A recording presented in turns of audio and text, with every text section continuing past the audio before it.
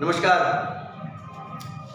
अभी हमारा चैप्टर है 8th क्लास का है। ये चैप्टर नंबर जो है ये 7 है। इस चैप्टर का नाम है फैक्टराइजेशन, गुणनखंड। चैप्टर का क्या नाम है? फैक्टराइजेशन, जिसको हम हिंदी में गुणनखंड बोलते हैं। अब ये गुणनखंड क्या होता है? सपोज कीजिए एक कोई वैल्यू दे रखी है आपको 10, तो आपको इसको मैक्सिमम छोटे से छोटे पार्ट में डिवाइड कर देना है। तो हम इसको दो तरीके से लिख सकते हैं। कितना? 5 गुणे 2 गुणे 5 बराबर 10, या हम 5 गुणे 2 करें तो 10। ठीक है।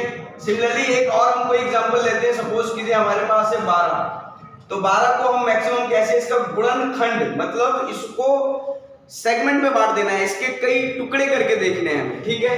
तो हम इसको कैसे लिख सकते हैं? हम इसको ऐसे भी लिख सकते हैं 6 दूना 12, और हम इसको ऐसे भी लिख सकते हैं 3 चौक 12। हम इसको ऐसे भी लिख सकते हैं 4 तिया 12, और हम इसको भी लिख सकते हैं 2 छिक 12।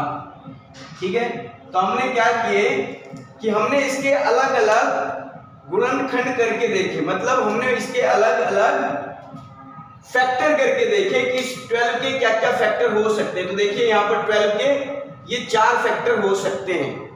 ठीक है। यानी कि किसी संख्या को आप खंडों में विभाजित कर दें, उसे ही हम गुणनखंड कहते हैं। और उसमें गुणा का जो प्रोविजन है, जो मल्टीप्लाई का प्रोविजन है, वो आपको आना चाहिए उसके अंदर। यानी कि हम ये कहें कि गुणा का जो प्रोविजन है वो इसके अंदर आना चाहिए। राइट। अब देखिए फैक्टराइजेशन के मेथड कितने हैं, फैक्टराइजेशन के कितने मेथड हैं। 8वीं क्लास में 8th स्टैंडर्ड में हमें कौन कौन से फैक्टराइजेशन के मेथड्स को पढ़ना है उसके बारे में थोड़ा सा जान लेते हैं। एक ओवरव्यू मैं दे देता हूं आपको। तो मेनली अभी जो है इस क्लास के स्टैंडर्ड के हिसाब से पहला है कॉमन मेथड, जिसको आप उभयनिष्ठ बोल सकते हैं। ठीक है। दूसरा है ग्रुपिंग मेथड, जिसको आप समूह फैक्टर यानी कि समूह गुणनखंड के रूप में देख सकते हैं। तीसरा है difference of two squared method, जो कि different of two square method होता है, उसको थोड़ा सा आप जान लीजिए।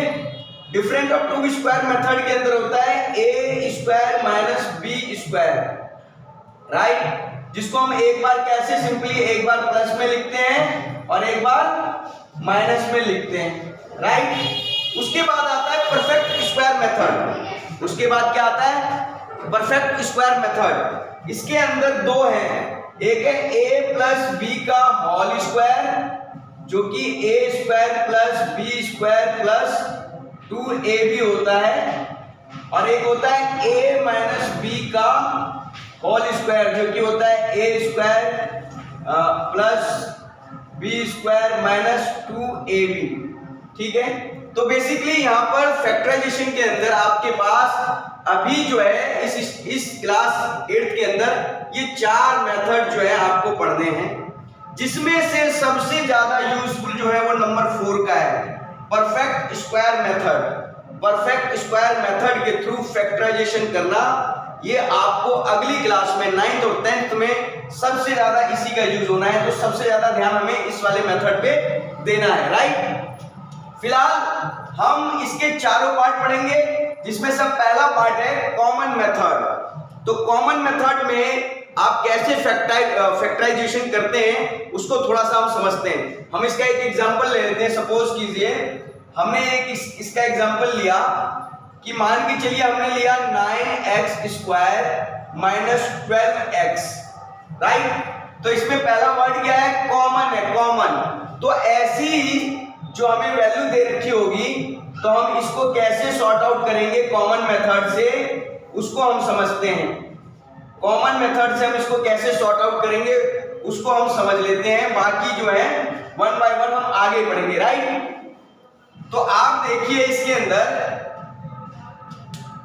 9x की पावर 2 माइनस 12x है, और ये मेथड कह रहा है कि कॉमन मेथड से आप इसको सॉर्ट आउट कीजिए, इसके फैक्टराइजेशन कीजिए। तो ठीक है जी, हम करके देखते हैं। देखिए इसमें दोनों में यहाँ पर 9 है, x के साथ, x स्क्वायर के साथ 9 है, और x के साथ यहाँ 12 है। अगर ध्यान से देखें इन दोनों जो हमारे जो टर्म्स हैं इसके अंदर देखा जाए तो कॉमन क्या होगा, इन दोनों के अंदर कॉमन क्या है, 3 है। क्यों? क्योंकि 3 के टेबल में ये भी आ जाएगा और ये भी आ जाएगा। फिर इसमें और हम देखते हैं कि कॉमन क्या है। अगर आप इसमें और गौर से देखें तो इसमें कॉमन आपको क्या दिख रहा है, इसमें कॉमन आपको x दिख रहा है, यहाँ भी x है और इसके साथ भी x है, राइट।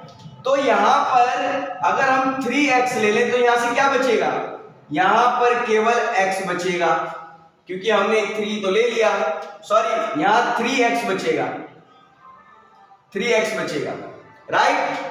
क्योंकि 3 तिया 9 और x की जो मल्टीप्लाई करेंगे तो x स्क्वायर हो जाएगा। उसके बाद यहाँ कितना बचा, 3 तो हम बाहर ले चुके हैं, तो अगर हमें ये वैल्यू चाहिए तो किस अंक से इसमें गुणा करेंगे इतना हमें मिल जाए, तो चलो जी हम अगर यहाँ पर 4 से मल्टीप्लाई कर देंगे तो हमें इतना मिल जाएगा।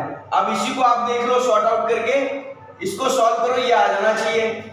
चलो जी करते हैं, 3x की गुणे 3x से की हमने, 3x गुणे 3x, ठीक है। फिर प्लस माइनस की गुणा माइनस, फिर इसकी मल्टीप्लाई की हमने, 3x गुणे में 4। चलो जी इसको करते हैं, तो 3 तिया 9 और x जब मल्टीप्लाई होंगे तो यहाँ कुछ नहीं तो पावर 1 है, यहाँ कुछ नहीं तो पावर 1 है। तो हमने एक रूल पढ़ा था क्या, कि गुणा में घातें जुड़ जाती हैं, तो चलो जी गुणा में घातें जुड़ जाती हैं, तो हमने यहाँ पर x स्क्वायर कर दिया। अब माइनस का निशान और 3x को 4 से मल्टीप्लाई करेंगे तो 4 तिया 12x। अब देखिए ये वाली जो वैल्यू थी आपकी इस वाली वैल्यू के इक्वल है कि नहीं है, बिल्कुल जी इसके इक्वल है। इसका मतलब ये हुआ कि अगर हम इस जो हमारी जो वैल्यू थी, हमारा जो सवाल था, उसको अगर हम कॉमन फैक्टर मेथड से अगर निकालते हैं तो हमारा जो आंसर होगा वो ये होगा, ठीक है। तो आपको समझ में आया कि कॉमन फैक्टर क्या है। इसको 1 बाय 1 हम चारों मेथड को पढ़ेंगे। तब तक के लिए बहुत बहुत धन्यवाद।